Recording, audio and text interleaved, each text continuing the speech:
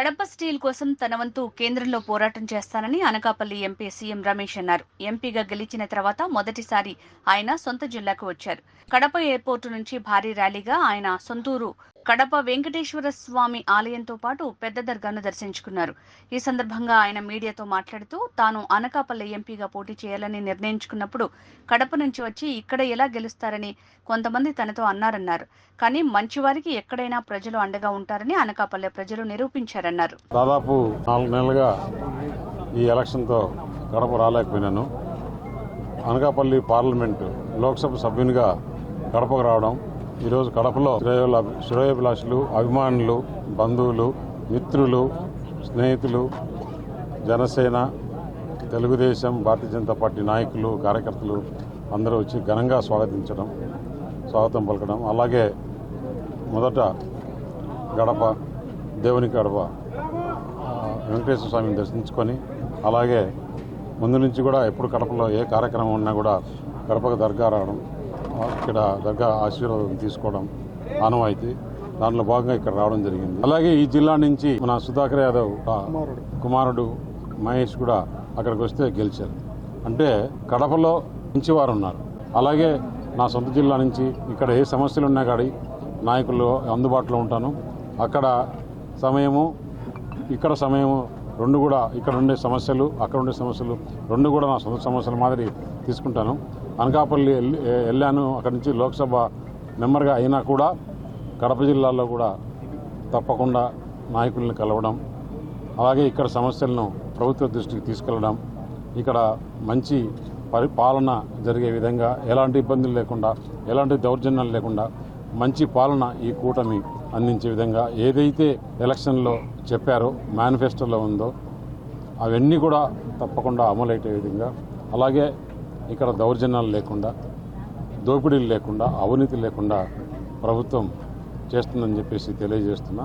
అంటే Kadapa steel plant కోసం మొట్టమొదటిగా గెలిచిన తర్వాత వెంటనే ఏదైతే కడప స్టీల్ ప్లాంట్ గురించి చంద్రబాబు నాయుడు గారికి చెప్పడం జరిగింది. జగన్మోహన్ రెడ్డి గత 5 సంవత్సరాల్లో 2-3 సార్లు ఫౌండేషన్లు మార్చి ఇదని అదని చేశారు, కానీ ఇంతవరకు ఏం జరగలేదు.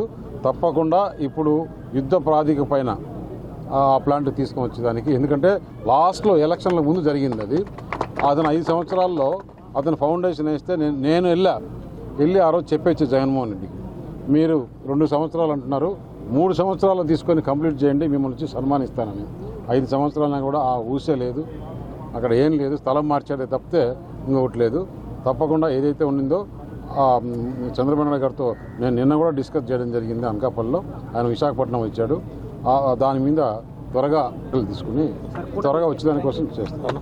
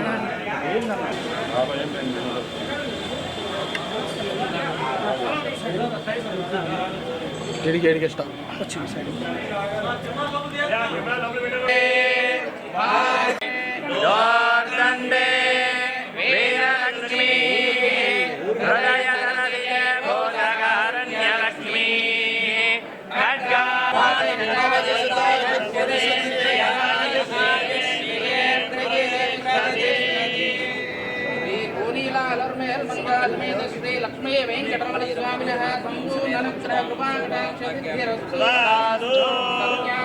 యజమానస్య కామః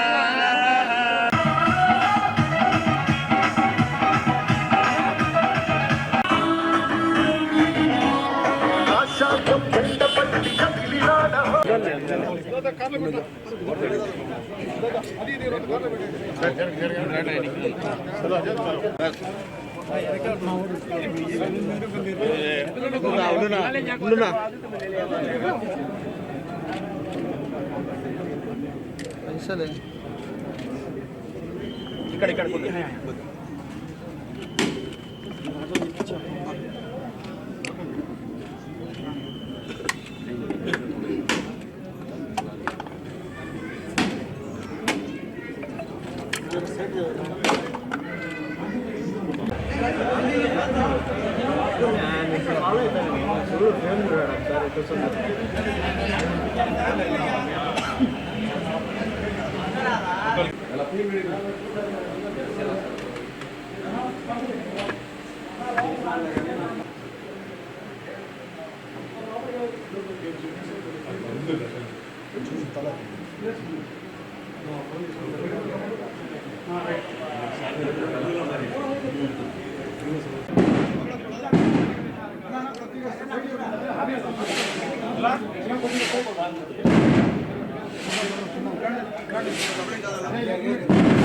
అన్న